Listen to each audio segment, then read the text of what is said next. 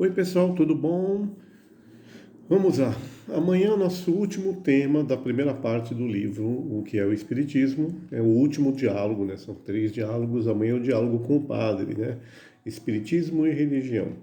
Eu tinha passado aí, não, passei um resuminho aí em PDF para quem não teria tempo aí de ler o capítulo todo, que ele é bem extenso, esse último tópico, né?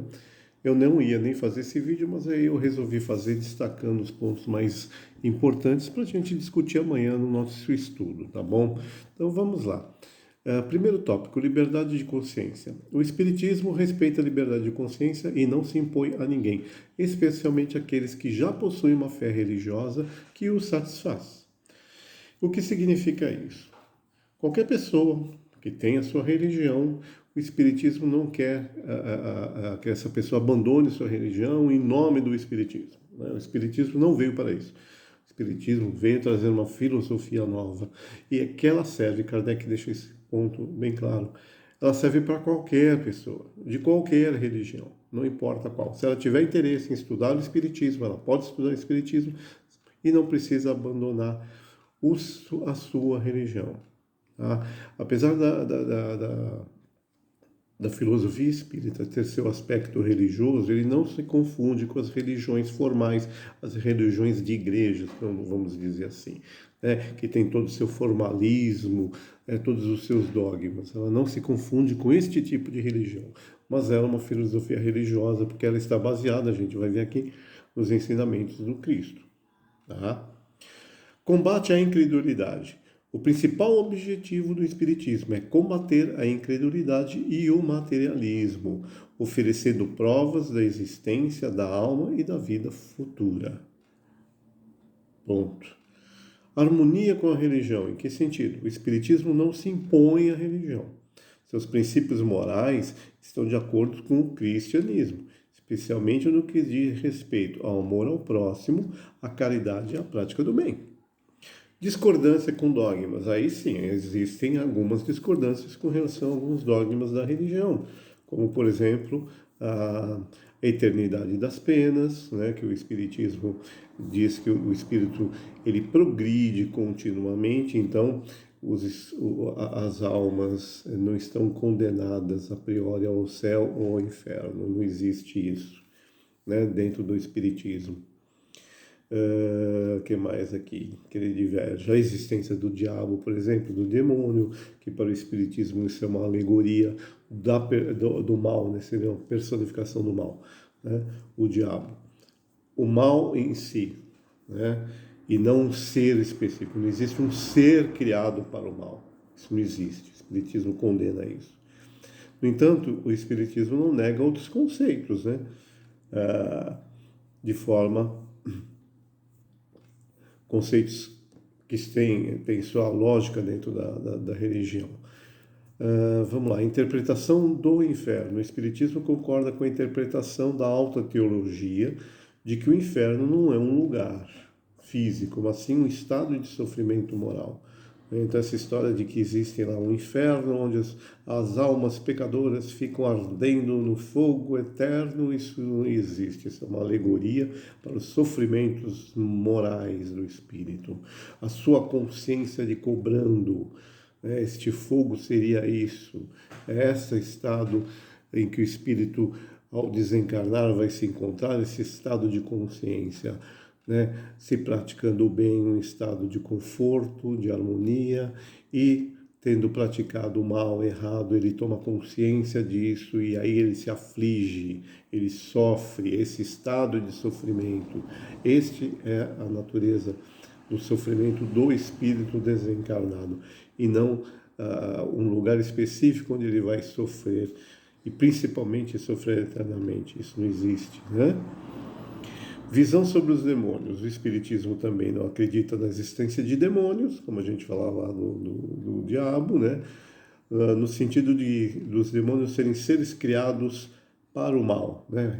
Essa noção que as pessoas têm, principalmente pessoas mais religiosas, né?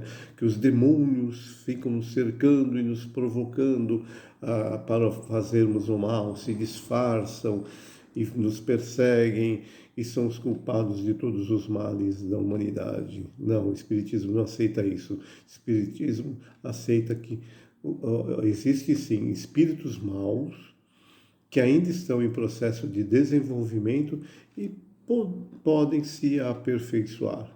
Não existe um estado permanente, né, de natureza maléfica. Todos têm a oportunidade de se aperfeiçoar, de se arrependerem, de pagarem suas dívidas e se aperfeiçoarem. E a reencarnação, que é um ponto de discórdia, né, com relação a algumas religiões, o Espiritismo o Espiritismo defende a reencarnação como um processo de aperfeiçoamento da alma, diferente da metempsicose, por exemplo, que seria o que? A transmigração da alma para corpos de animais. Né? Algumas religiões acreditam nesse tipo de reencarnação, chamada metempsicose, que a alma pode escolher reencarnar lá no animalzinho, né? Ou numa flor, essas coisas aí que algumas religiões admitem. Não, isso não existe, né? O espírito só reencarna na condição de humanidade e ele não retrograda, né?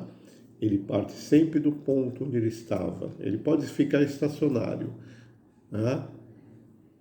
Mas não retrograda, não perde aquilo que já conquistou, a não ser que não tenha conquistado. Aí sim, então você não perdeu, você não conquistou. Né? Mas feito uma conquista espiritual para o bem ou intelectual, isso não se perde. Outro ponto importante, destacar a revelação contínua. O Espiritismo se apresenta como um complemento aos ensinamentos de Jesus, exemplificando e aprofundando temas que não puderam ser abordados na época de Jesus. Ele mesmo diz isso: enviarei o Consolador. A revelação divina se manifesta de forma contínua através dos Espíritos.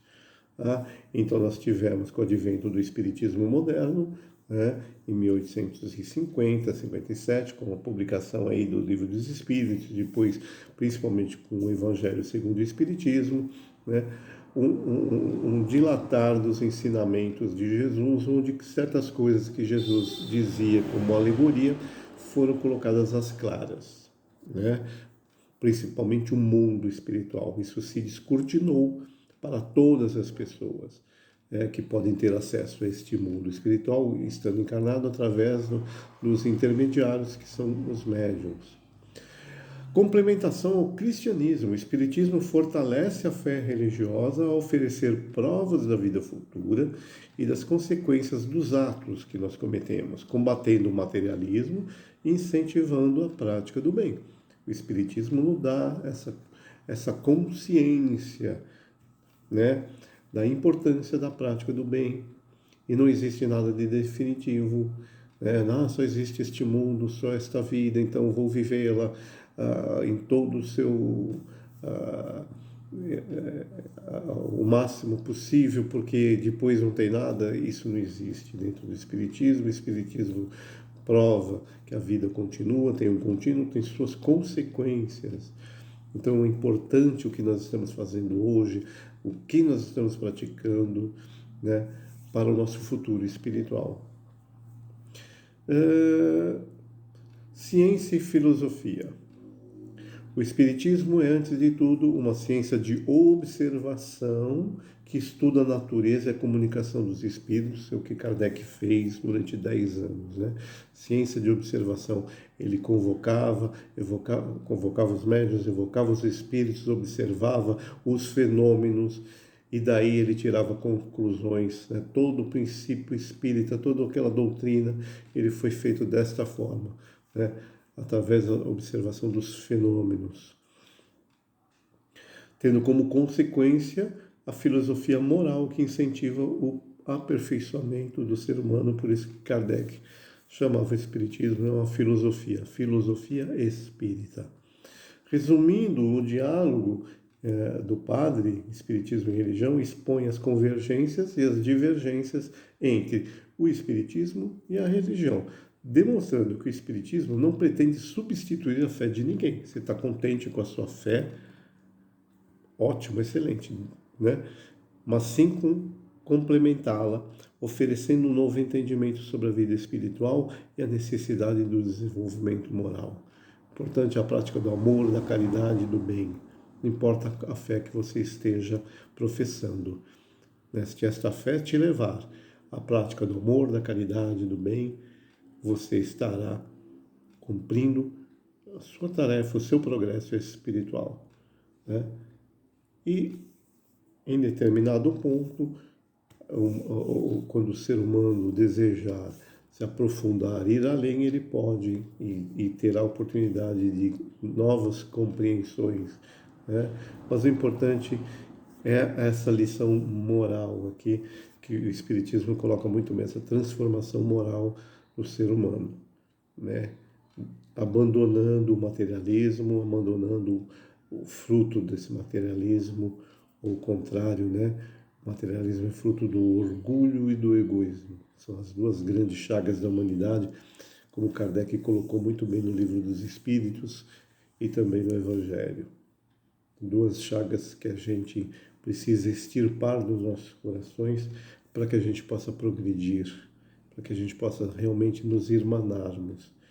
Tá aí, gente. São alguns tópicos aí que eu deixei aí, que são mais importantes, tirados desse tema. E amanhã, no estudo, a gente pode aprofundar isso. Tragam suas dúvidas, tragam seus comentários do entendimento, né? Volto a falar isso, não é só dúvida, né? Não tem um professor ali, né? Às vezes fica parecendo que eu estou dando aula, mas não, né? A gente está ali para conversar, para estudar juntos. Então, muitas vezes vocês tiverem alguma opinião sobre o assunto que está dando, um comentário, coloca, não tenham vergonha, tudo é importante, tudo vale. Tem dúvida? Sim, lógico, pergunte, e a gente juntos ali, a gente vai responder. Isso que é um estudo, né? Nós estamos fazendo um estudo da doutrina kardecista, tá bom? Então, nenhuma pergunta a gente deve ter vergonha de fazer, né? A vergonha é não perguntar. Tá bom, gente? Não tem pergunta errada também. Tá bom? É isso aí, pessoal. Um bom dia, né? Entre hoje e amanhã para vocês. E a gente se encontra amanhã, 8 horas. Tá bom? Fiquem com Deus. Até amanhã.